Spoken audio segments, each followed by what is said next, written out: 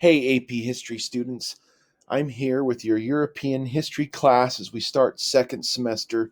This is week 19, and this week we're going to focus on a topic that really dominates the 1800s or 19th century, and that topic is nationalism. It's really the nation states of Europe becoming the countries that they are today. Now, this is definitely an evolutionary process, and it doesn't just happen in the 1800s, but we start to see the real solidification of what countries are and their national identities really coming to the forefront. And nationalism is going to be one of those things that really drives both World War I and World War II. And really that's what we're doing here in this second semester is we're heading up to the modern world that we live in now.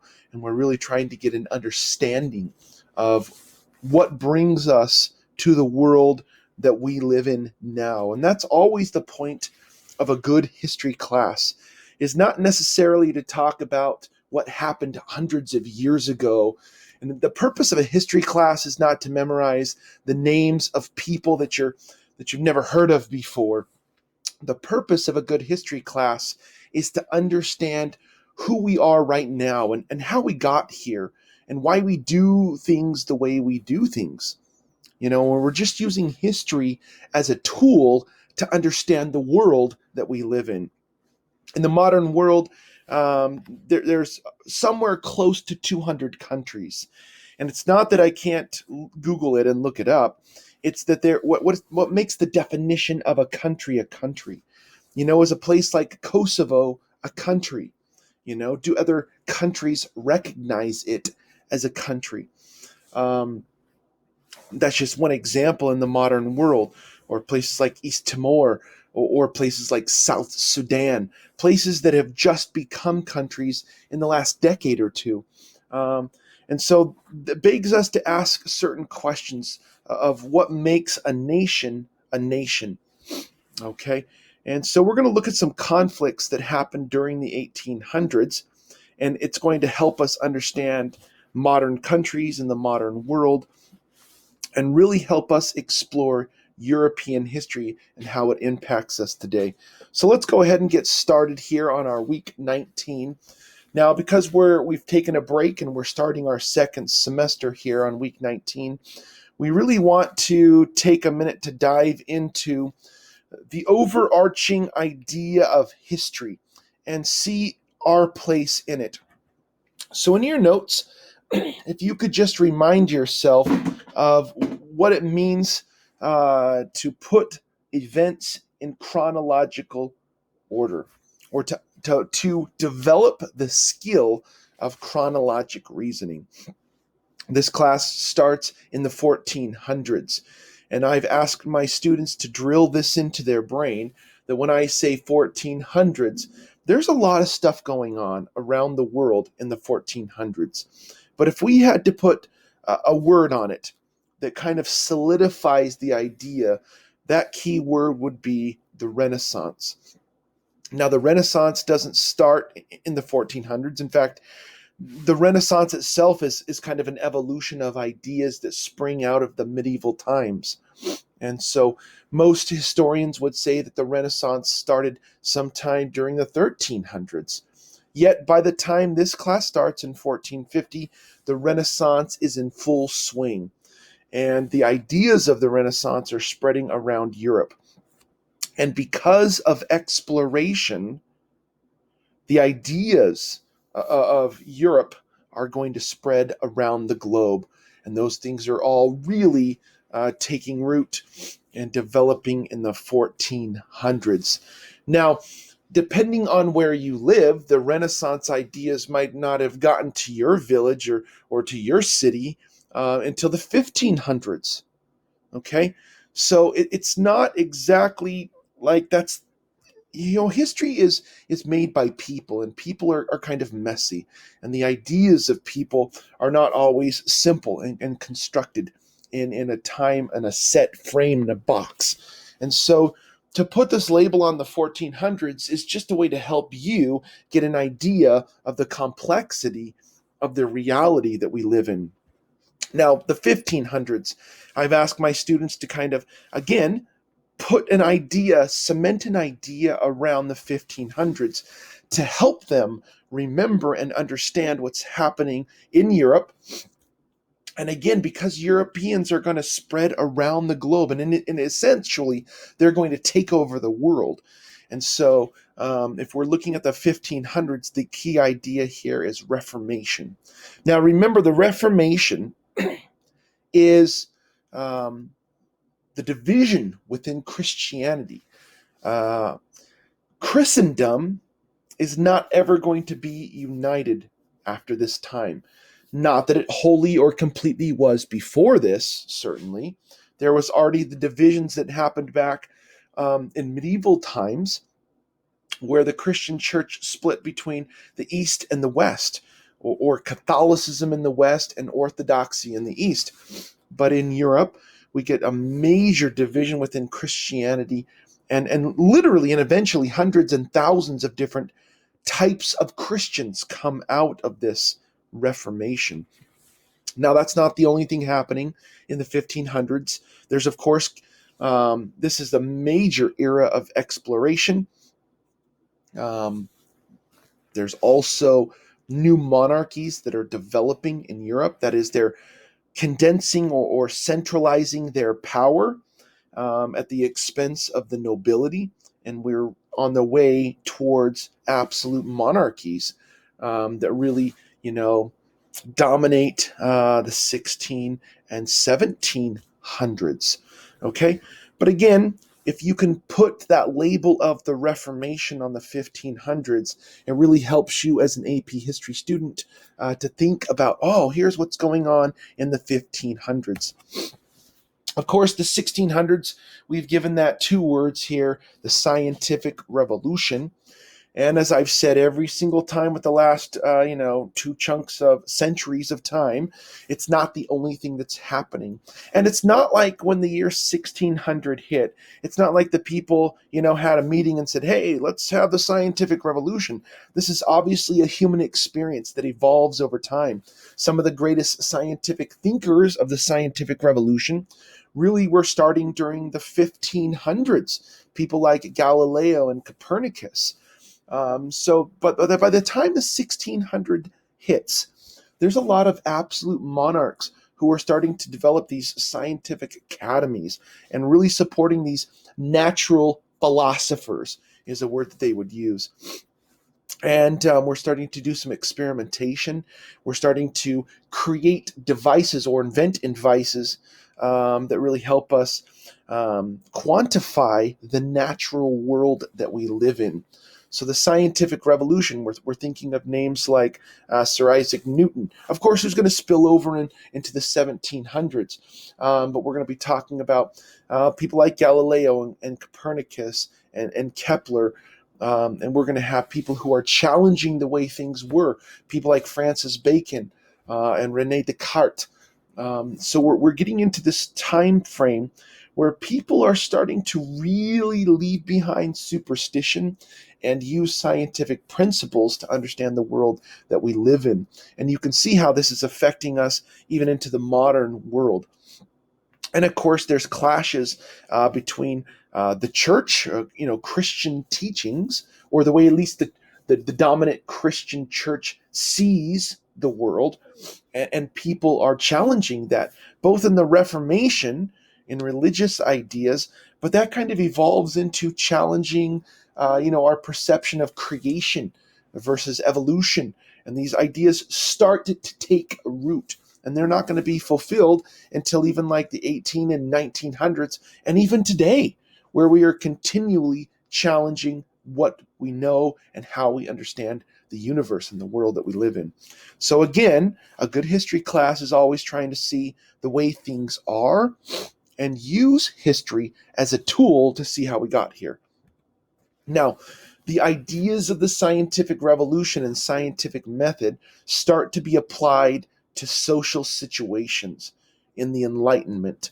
The Enlightenment is a time period when people finally surpass the great things that were done in antiquity. The Enlightenment is a culmination of the Renaissance and the Reformation and the Scientific Revolution. When people during the Renaissance started to see the rebirth of Greek and Roman ideas, and they looked at all the things the Greeks and Romans had accomplished in the past. They had a respect, and in a lot of ways, they said, our society is less than what they had in the past. And in fact, people in the Renaissance respected those ancient cultures because of what they accomplished. And humanism dominated the Renaissance. By the time we get to the Enlightenment, we've built on those ideas, and we're really starting to try to encapsulate ideas like freedom of speech, and really trying to encapsulate ideas like freedom of religion. We're really trying to encapsulate ideas like tolerance and skepticism and challenging the way things were, the status quo. The culmination of the Enlightenment is the American Revolution and the French Revolution. Now, there's good and bad to both of those experiences, those events, but I think they kind of, personify the ideas of the Enlightenment, liberty and equality and fraternity, right? From the French Revolution. And, give me liberty or give me death kind of ideas of the American Revolution. Both of those are key points in European history that affect the entire world. And you get great philosophers, or French philosophers known as philosophes, right? Like Voltaire and Hume and Diderot, and British philosophers as well, who have built on ideas from the past. Now, again, that's not the only thing happening in the 1700s. Just like that scientific revolution is not the only thing happening in the 1600s. The 1600s sees the Peace of Westphalia after the 30 Years' War. The 1600s sees the English Civil War. And of course, by 1688, we see the Glorious Revolution, and we start to see England really, becoming a stable form of government, and really starting to take root. By the time we hit the 1700s, the end of the 1700s, we really start to see France, the most powerful monarchy, and maybe one of the oldest and most respected monarchies, fall apart in the French Revolution. So all of these concepts that I'm pointing out evolve over time and don't fit into these nice little boxes. But if you do learn these little boxes and try to put things into order, that's the whole point of chronologic reasoning and seeing how things, process of things over time. Now, in this class right now, we are definitely well into the 1800s. By 1815, Napoleon has been defeated for the second and final time and is exiled to the island of St. Helena. And the 1800s start to see, really, in my opinion, the birth of the modern world. And when people think of the 1800s, there's tons of different topics that could and should be discussed. But a label that helps us understand the 1800s is the Industrial Revolution. And the Industrial Revolution sees the birth of machines, factories, mass production, in this industrialization and urbanization, right? We see the growth of cities substantially. And so during the 1800s, we're also going to be talking about imperialism. But we're going to focus on nationalism this week and see how that plays into the 1800s. But all of the things that happen in the 1800s have to be put in the context of the Industrial Revolution. Now, the last 100-year chunk of time, century, that we're going to deal with in this class is the 1900s. That's the century I was born in as the teacher. I was born in the last quarter of the 1900s. We're going to deal with the world wars, both World War I and World War II, and the potential for World War III. Now, World War III didn't happen yet. But we picked sides and we planned for it. We prepped for it, and we had a military arms race that almost ignited into a World War III. And that, of course, we call the Cold War. Some people will say that the Cold War is done, and some people say, well, we still have the potential to destroy each other with nuclear weapons, and science and technology has gotten to a place where it's scary. And so we're going to deal with all of those things, the rise of fascism and the culmination of countries becoming communistic and socialistic. And we're going to deal with all of those things during the 1900s. And we are, 20 years into the 2000s, the next century. So we really don't know how to put a label on where we're at right now. I'm recording this in the very early stages of the year 2021. And so if we were to put a label on our century, maybe it's globalization. But that's really just a reminder of where we've come from. Remember, before the 1400s, before this class started, was medieval times. And before the medieval or dark ages or middle ages, of course, we have some of those classic civilization like the Greeks and the Romans. And of course, where we're at right now, maybe we'd put that label of globalization on. So this is obviously just a small chunk of time, but in this class, we're dealing with about 500 years of the human experience. And we're going to show how Europeans were barely, in control of their own continent before the 1400s, duking it out, warring it out during medieval times, coming to the point where by the end of the 1900s, they have influenced every continent and become economically and politically influential around the world. The very fact that I teach this class in English while living in North America is proof of European imprint around the world. The fact that every country in North and South America speaks a European language reminds us of how significant European history is. And that's why there's an AP course to teach us about this. Now, where we're going to start with this lecture here today, of course, is in the 1800s. And we're going to be reminded that in 1815, there was a huge political and dynamic shift that happened. Remember that before this, Napoleon had been raging war across the continent of Europe. And Napoleon is going to conquer almost every single country in Europe.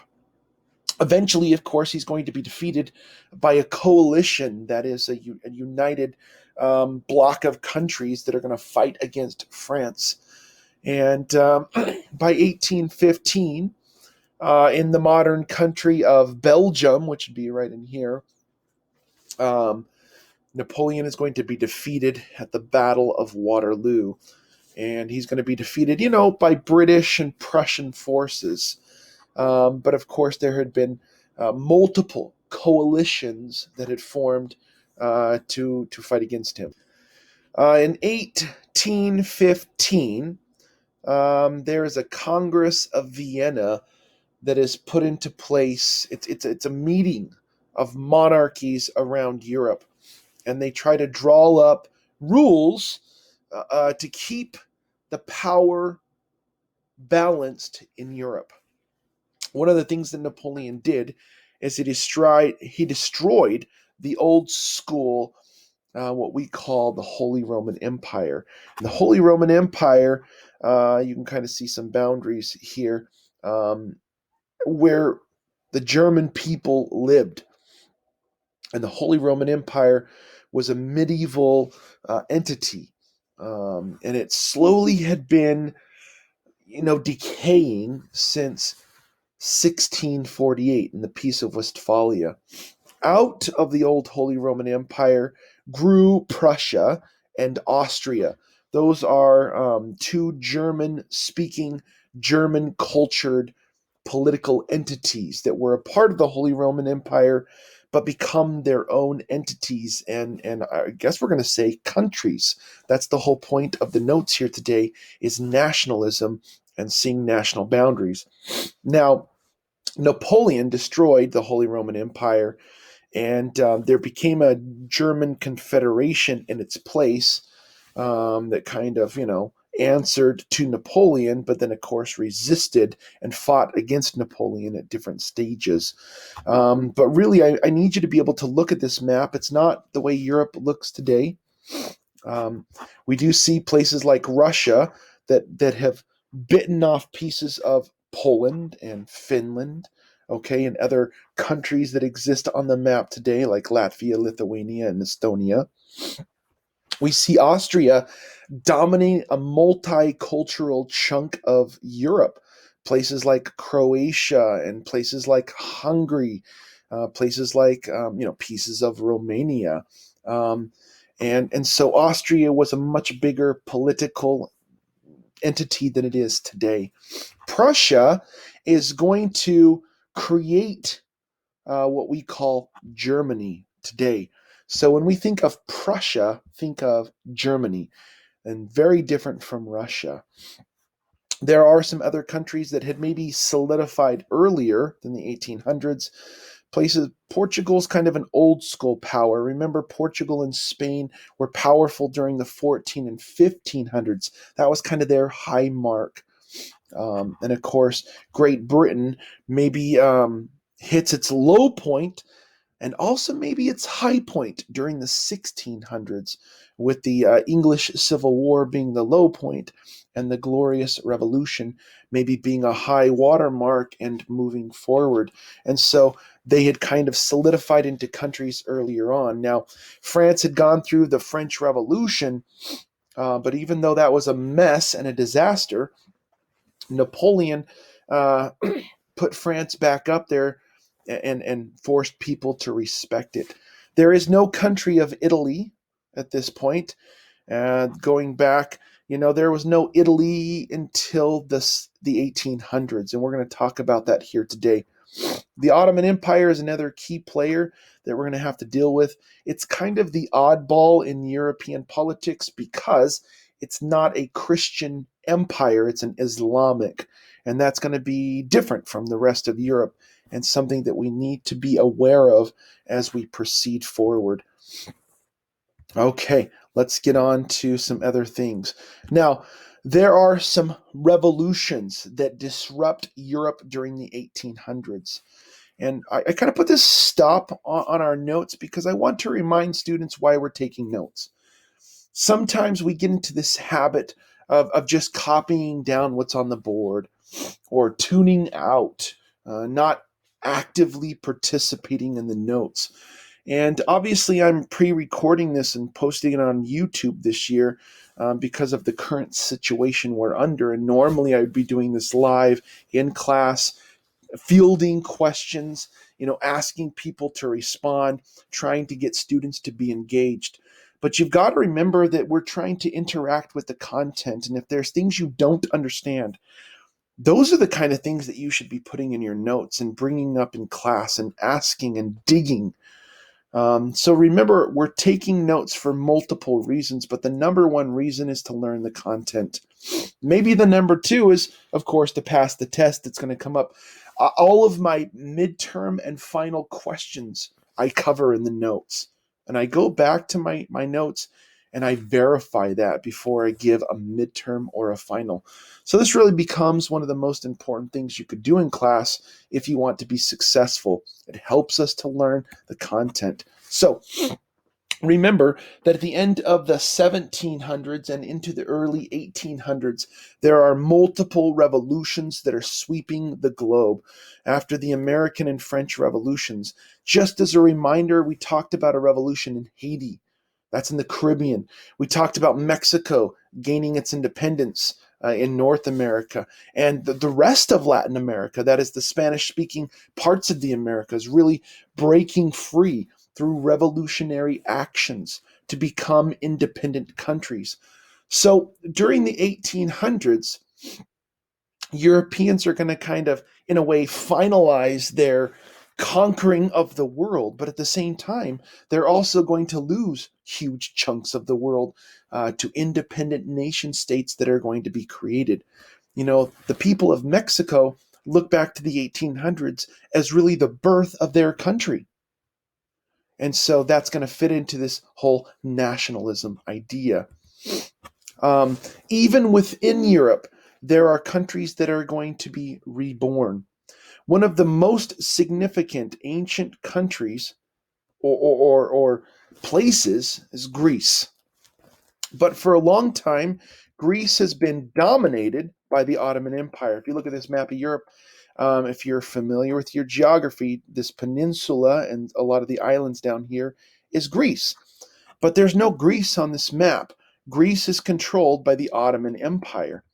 And during the early 1800s, the Greeks fight and free themselves from the Ottoman Empire. And of course, this is hugely symbolic to Western civilization. It's really the birthplace of Western civilization. And so the Greek War of Independence was really across the continent of Europe. People rallied behind this Greek independence movement. And it was one of those things that kind of spurred people and got people excited about like this culmination of Western civilization. You can see it's definitely early. It's just after the Napoleonic Wars and kind of right through the Second French Revolution. Remember that was in 1830, the July Revolution. And it's just before a wave of revolutions in 1848. It's going to sweep across the continent of Europe. And so it's a hugely important in the fact that people look at Greece as the birthplace of Western civilization. But Greece wasn't a powerful player in Europe in this whole entire class. From 1450 to now, Greece has really been controlled by an Islamic country or empire, if you will. And so that's why it's so significant. And it kind of helps us maybe understand the rise of nationalism. So the belief that one's greatest loyalty should be to a nation of people who share a common culture and history. Some people today like to use the word patriotic or patriotism, being patriotic. um, but I think nationalism is going to go even beyond being patriotic. Maybe because of nationalism, people feel that sense of patriotism. They want to be patriotic to their country. But this nationalism is kind of giving us the idea of what it means to be a country, to be a group of people who have a shared experience and a shared past and have a common culture and a common identity. That's what nationalism is. Um, the revolution, the French Revolution, really brought the people of France together. It divided them, but ultimately kind of gives them a pride in their country. And the Napoleonic Wars would see like nationalism, people taking the ideas of the French Revolution and spreading them militarily across the continent of Europe. And of course, it fails, but there's a second revolution in France. Remember in 1830, and people are proud of that revolution. And there's barricades in the streets. Think of like Les Miserables, right? And there's even a third wave of revolution that starts in France and then, engulfs a giant chunk of the continent of Europe. And so people are looking at where they live and they're seeing their common culture and flags are being born and people are starting to feel patriotic. And in a lot of ways, even in the United States, we see the rise of nationalism in the United States. Remember, it's the second American Revolution, sometimes called the War of 1812, where we get our own national anthem. It wasn't after the original, revolution where we fought off the British and became a country. It's really that second revolution in the early 1800s, the War of 1812. The British come in and burn down the White House and beat up on Washington, D.C. and where Americans really get the British to respect us as a nation and say, "Hey, you've got to respect us as a country." In that War of 1812, and of course, our country falls apart in the middle of the 1800s with the Civil War, but it changes people's opinion about the flag of the United States and what it means to be an American. And so we see nationalism affecting our own country as well. The revolutions of 1488 were violent, but turned out to be more idealistic and didn't lead to freedom and an end to monarchies in the continent of Europe. Unfortunately, the old world is not going to be obliterated until World War I. We're going to be into the 1900s until we really end monarchy and really end the old world and come into the new world. But you can see the beginnings of that definitely during the 1800s. This is a piece of, there's air quotes going on here, romantic art. Um, One example of romantic art is great scenes of, landscaped, natural scenes. But sometimes romantic art is violent. And some people think romantic means, oh, I love you. But romantic means an idealistic version of the world. Is this really what the Greek War of Independence looked like? No. I'm pretty sure there weren't angels coming down to help the Greeks. Now, you might have a different opinion, but this is a romanticized version. I mean, you can see the passion, you can see the violence, the chaos, but it looks heroic and it's exciting. And that's kind of what romantic art is. And that's definitely something that is affecting the 1800s and the way people see things. Romantic literature, romantic art, and even into the music. It's that idealistic, embellished version of reality.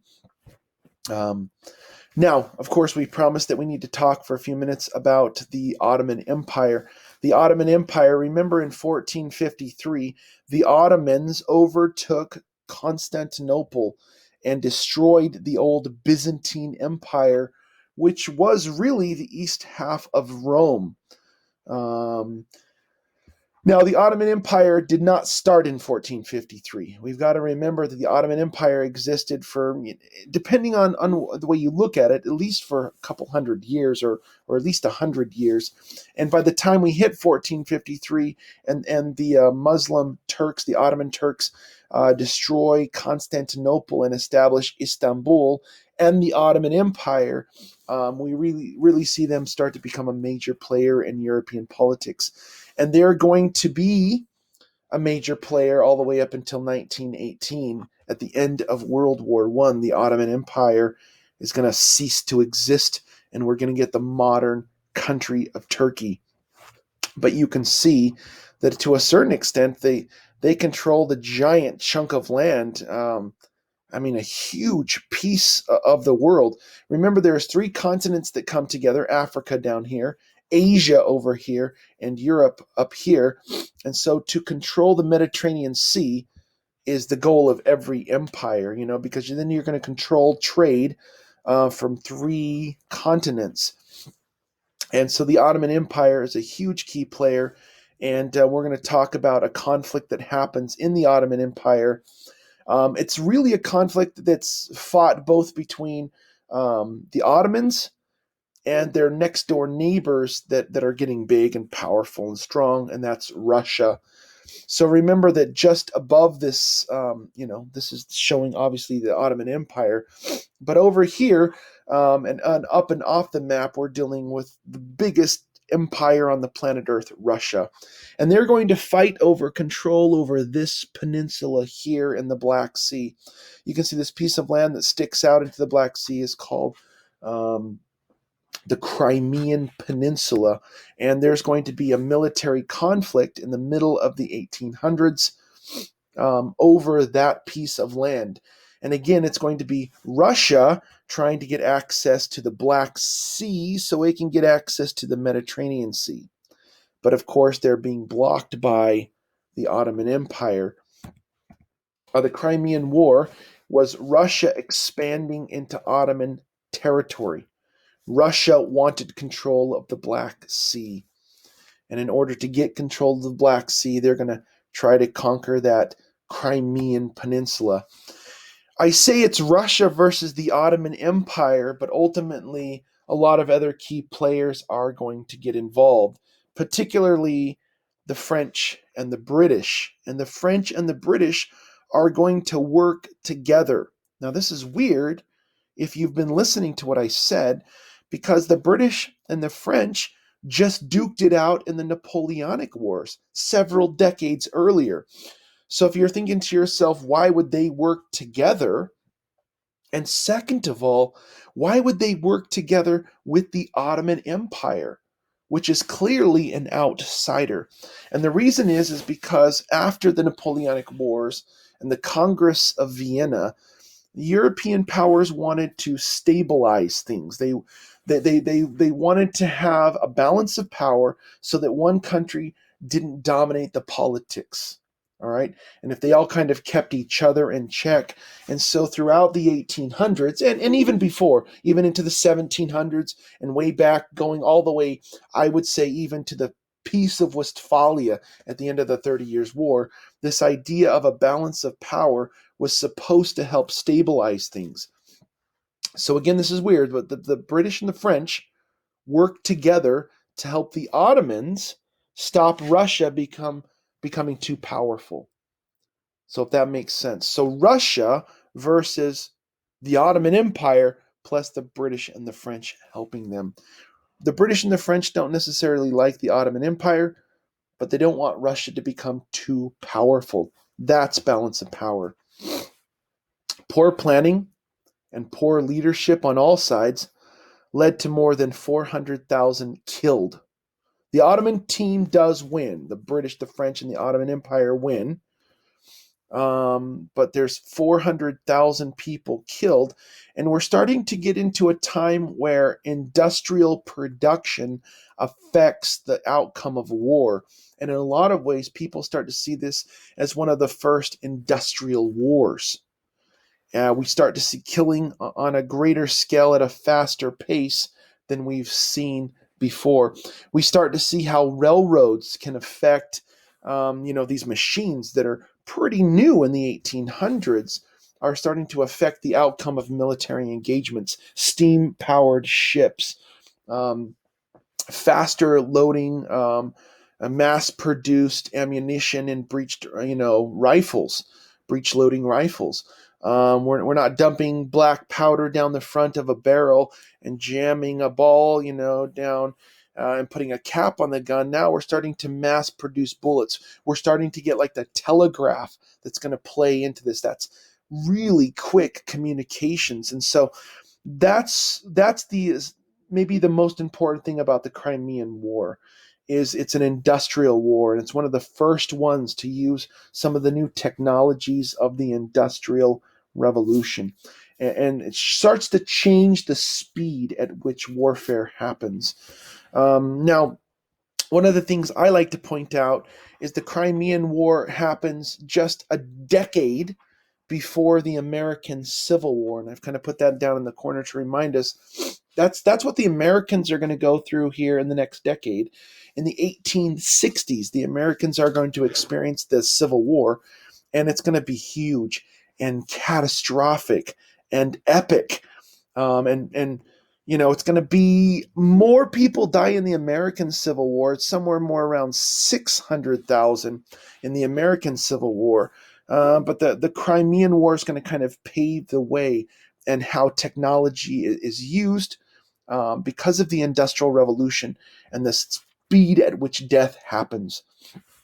One of the heroes of the Crimean War is a nurse, a female who gets fame for treating the wounded during the war. Her name is Florence Nightingale, and it's really great story. Florence Nightingale goes down and she sees just huge numbers of soldiers who are dying from wounds that they shouldn't be dying from. If you get shot in the arm, that shouldn't be fatal. But the doctors were being overwhelmed by the number of injured. They weren't getting to those people quick enough, and these gun wounds or knife wounds in parts of their body, like a leg or an arm, that shouldn't be fatal, were becoming fatal because disease. And so, in these hospitals, they were putting all of the sick people into one place. And so if somebody has a contagious disease and it spreads to somebody who's got a small arm wound, you're going to get catastrophic casualties. And so Florence Nightingale goes in and she starts to separate those who have contagious diseases into one part of the hospital and those who just have superficial, out exterior wounds into one part of the hospital. And that starts to save lives. Just something simple like that. Also, things like hygiene, right? So that would be quarantine, where you separate those people who are contagious from those who are not. And then she's starting to introduce simple things like hygiene. Doctors had this habit of going from one patient to the next. And if you're not taking time to clean instruments, wash hands, then you're spreading, bacteria from one patient to the next. And so Florence Nightingale is really introducing things like hygiene, things like quarantine, and she really affects the number of people who die. And afterwards, we're really trying to use some of those techniques. And even there were nurses in the American Civil War who were trained by Florence Nightingale and people who Florence Nightingale trained. And it really starts to change the number of deaths in the American Revolution. So she's one of the heroes of this Crimean War. Here's an example of nationalistic poetry, The Charge of the Light Brigade. It's a famous British poem. What happens is there's a commander who gives an order to this British cavalry. Remember, cavalry is mounted soldiers. Infantry are those on foot. So an order is given to this cavalry unit to charge this well-defended position in the Crimean Peninsula. And the commanders know that they're not going to be able to take it. But they follow orders anyways. And they all end up going to their deaths.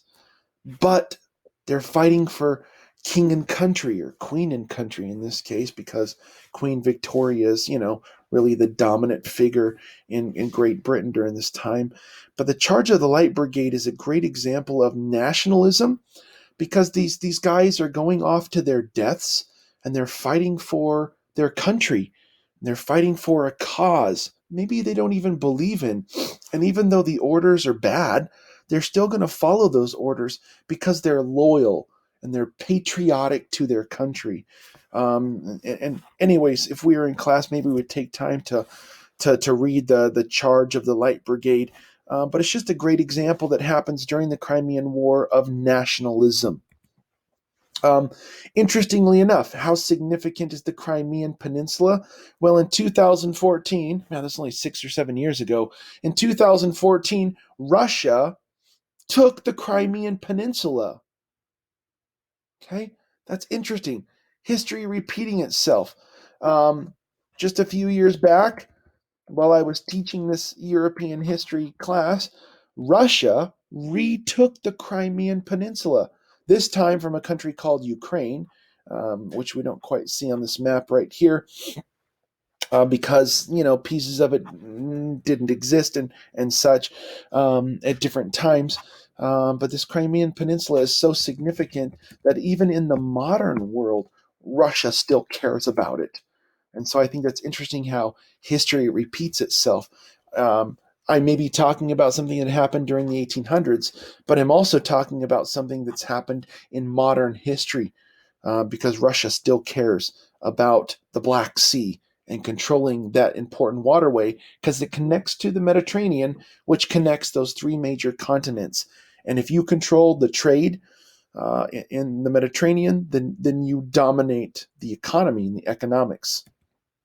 To review, the Crimean War, the British Empire and the French joined the Ottoman Empire to preserve the balance of power and keep Russia in check. Hundreds of thousands of people died. And even though we're not talking about planes and tanks, no, no, no, we're still in the 1800s, but there is this development or evolution of military technology that affects the outcome of the war. Now, we're going to continue to try to understand the 1800s and conflict that helps us to understand the world that we live in. And so we're going to study two countries, Italy and Germany, and see how they become the modern day countries that they are. And this is going to happen during the 1800s. One of the reasons why these countries matter is because Italy and Germany, now, of course, these things always change, but they're in the top 10 economies of the world. Germany and Italy, independently, would both fall within the top 10 strongest economies in the world as I'm recording this in 2020 and 2021. So Italy, remember, at the beginning of the 1800s, Italy doesn't exist as a country. Okay? The Italian peninsula was a collection of city-states and kingdoms, right? Still including the papal states. So there's you'd have the Republic of Venice, and you'd have Florence. You'd have the kingdom of, or the Grand Duchy of Milan. You'd have the kingdom of Naples. You'd have all these pieces of what become Italy, but they're all disjointed. They might speak Italian, but there's no country called Italy. So there was a guy named Cavour, all right, and he's an Italian statesman. He's often seen as the architect of Italian unification. That is, the person who sees the potential and sees the possibilities of all of these kingdoms and city-states and republics joining together in a unified Italy. That way they could compete with the other great powers of Europe. And this is, of course, going to destabilize things, because now, instead of these small kingdoms and pieces of Italy, we're going to have a strong, unified, respectable country. So Cavour is really often seen as the architect of this Italian unification. There's two other key players. One is Garibaldi, and the other one is Manzani. And they were also major contributors of this unification movement. There was a lot of internal war, rebellion, and diplomacy that helped to bring the Italian people into a unified country. This kind of goes all the way back to 1815. I mean, again, it's an evolutionary thing. Remember that Napoleon had conquered pieces of Italy for France and kind of removed some of the Austrian influence in Italy. And so maybe Napoleon, in a small way, might have helped kind of break Italy free of other countries, kind of at least started the process. People in Italy had been talking about unification all the way from, the end of Napoleonic reign in Italy. This goes all the way through the 1870s. Italy becomes a country in 1861. That's the very year that our country is completely falling apart in the Civil War. When Italy becomes a country and unifies, the United States is breaking apart. There are states that are leaving the Union the exact same year. So kind of put that in your radar and kind of think 1860s as the time when Italy really is unifying, and it takes fighting and diplomacy to bring the pieces of Italy together. In the end, Italy becomes like a constitutional monarchy with Victor Emmanuel II. He's placed on the throne as the king, and Rome is claimed as the capital of a new nation state. So the capital of Italy today is that ancient, city, that eternal city that's always there, Rome. And Rome, of course, is the center of the Catholic Church. And so Rome has been significant throughout this entire class because it's the dominant form of Christianity on the planet Earth. This new country of Italy, along with German unification, disrupts and challenges the balance of power in Europe. Now, German unification is, of course, going to be way more significant than Italian unification as far as the balance of power goes. But Italy is a little bit ahead of the German unification process, and so it's going to start that ball rolling. So, really, these two countries are going to affect that balance of power and really lead us to World War One, which leads us to World War Two, which leads us to the Cold War, which brings us to where we are in the world today. So, who are the key players? Well, Cavour is really the brains. Remember, he's the architect, one would say, the guy who kind of is the leading movement, of piecing all of the pieces of Italy together.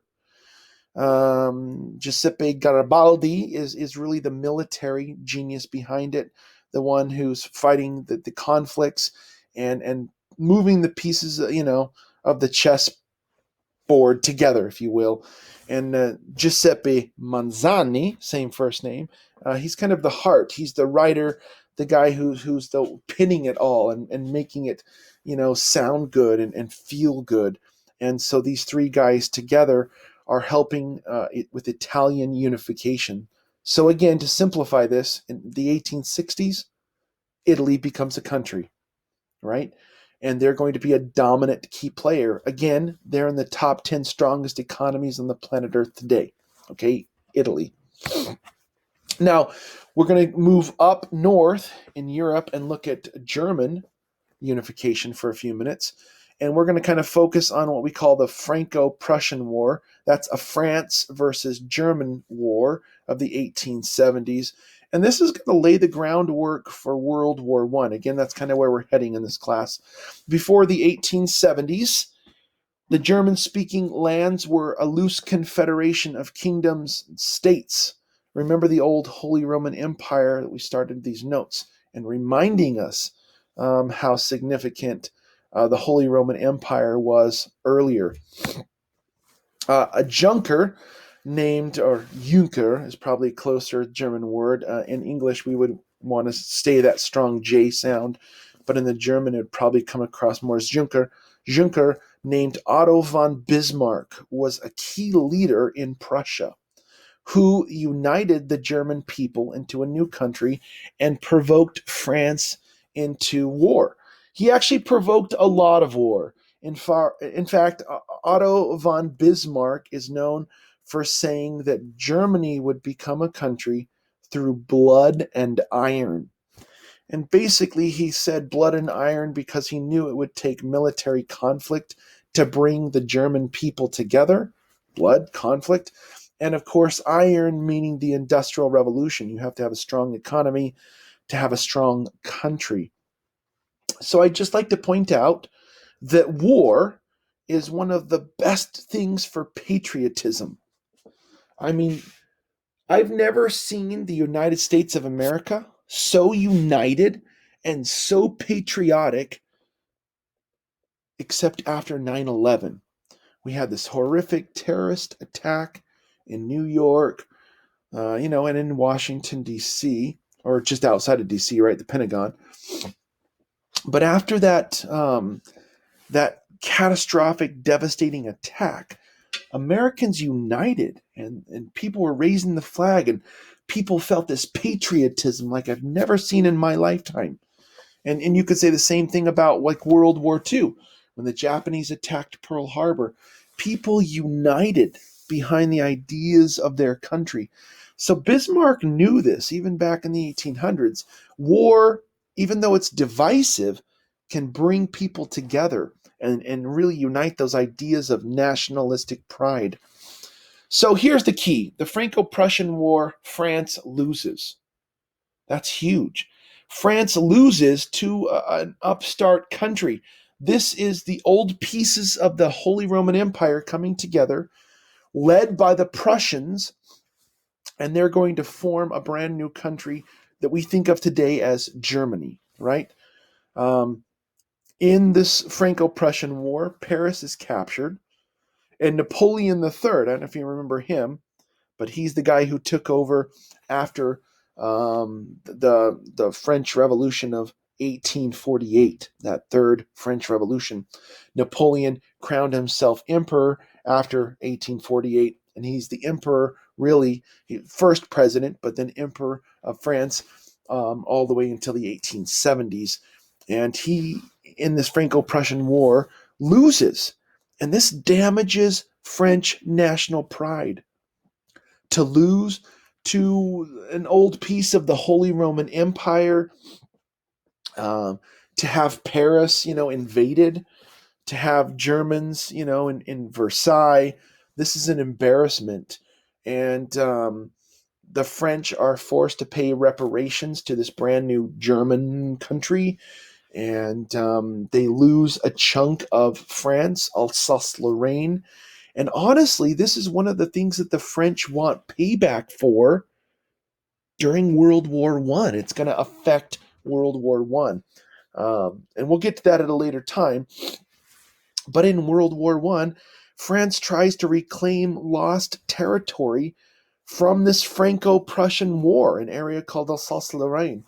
It's right next to Germany, and well, part of Germany once this Franco-Prussian War is done, and France wants it back. And so you can see that the pieces of the puzzle are, I hope you're going to see the pieces of the puzzle coming together. The unification of Germany is an example of nationalism, bringing the German people together into a modern nation state in 1871 through blood and iron. That's war and industry. And hopefully you can see the ideas of nationalism. Now we're a country, and not just a country, but we beat up on France, one of the oldest, awesomest, powerful countries in the world. And so Germany's on the map. Germany's going to go from not there to one of the dominant players in Europe today, right now, as I'm recording this. In the year 2021, Germany is the strongest economy in Europe today. So Germany's going to go from nothing to a key player. One of the things that Bismarck had to do was to overcome some of that religiosity that had been a huge part of Germany. Remember, Germany is the birthplace of the Reformation. Remember Martin Luther back in the 1500s, 1517, nailing up those 95 Theses and challenging the Catholic control of politics and culture in what was then the Holy Roman Empire. So we're still dealing with that church versus state idea, and that's what culture conf is. What role should religion have in government and society? And that's one of the things that Bismarck is still dealing with. And Bismarck is a great statesman. He's a genius. In fact, a couple of years ago, the DBQ on the AP test was on, Bismarck and using real politics, to kind of unify Germany. What is real politics? It's practical politics. It's real politics. It's power politics. A system of pragmatic policies, principles based on efficiency, right? How effective is it? Efficacy, rather than on moral considerations. So German unification is all about practicality. That's what pragmatism is practicality. Not necessarily what's right and wrong, but what's effective. Okay? And just keep that in mind. There's a series of wars. Bismarck initiates war with all of his neighbors, with the Austrians, with Denmark, the Danes, everybody he can, and of course, eventually France. He provokes war that he knows he can win, because that puts Germany on the map. And Prussia has always been associated with militarism. The German military was way awesome, way before Hitler got a hold of it. The German military in World War One is going to be like the premier military on the planet Earth. But this goes back to centuries of diligent, dedication to becoming a great military. And of course, Junkers had a huge part in that.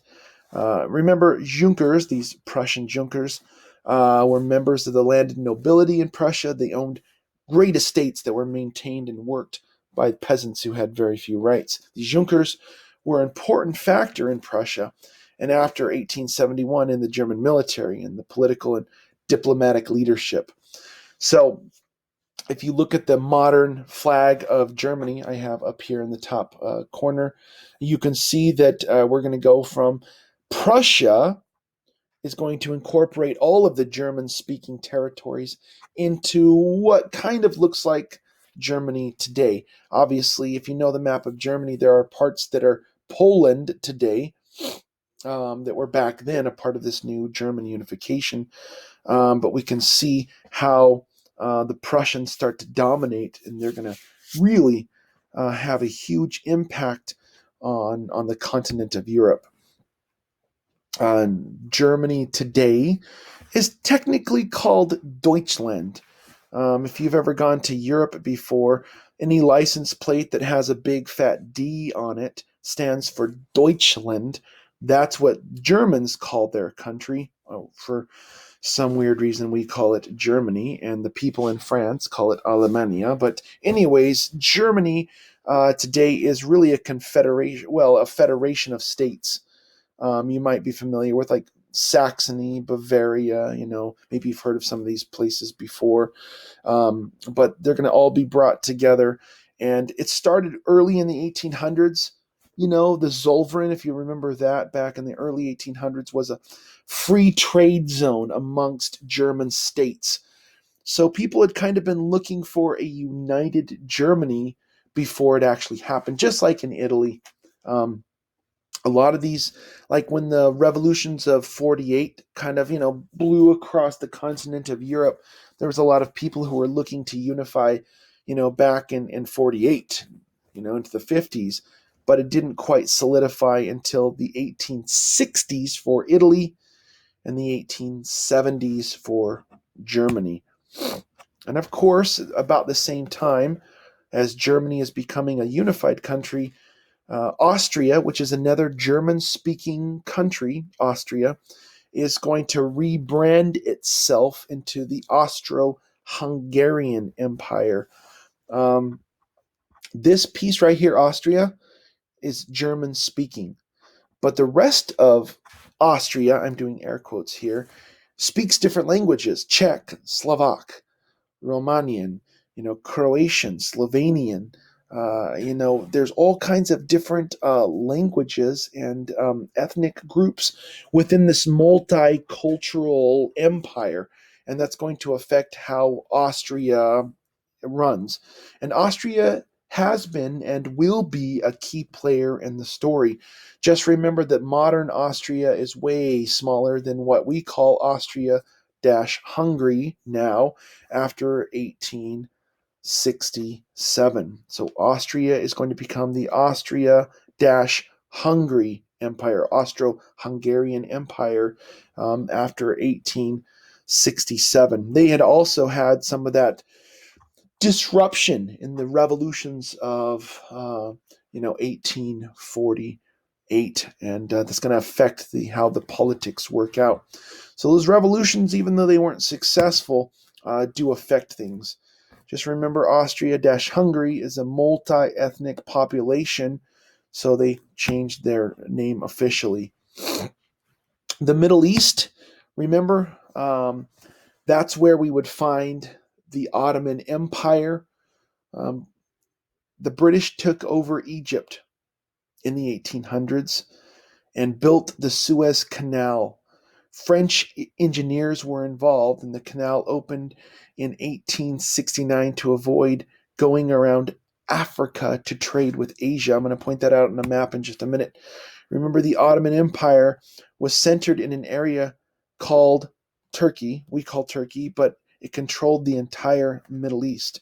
And remember that the Ottoman Turks took over the Byzantine Empire in 1453. That's what started this class off, right? That's why we start this class, I would say, in the 1450s, because that changes the dynamics and trade in Europe and forces European explorers to find other ways to Asia to get the goods that were desired by the European economy. The Ottoman Empire lasted until 1918 at the end of World War I. After that, the British and the French are going to carve up the territory and partition Ottoman lands into like a mandate system, meaning that Europe took over the Middle East after World War I.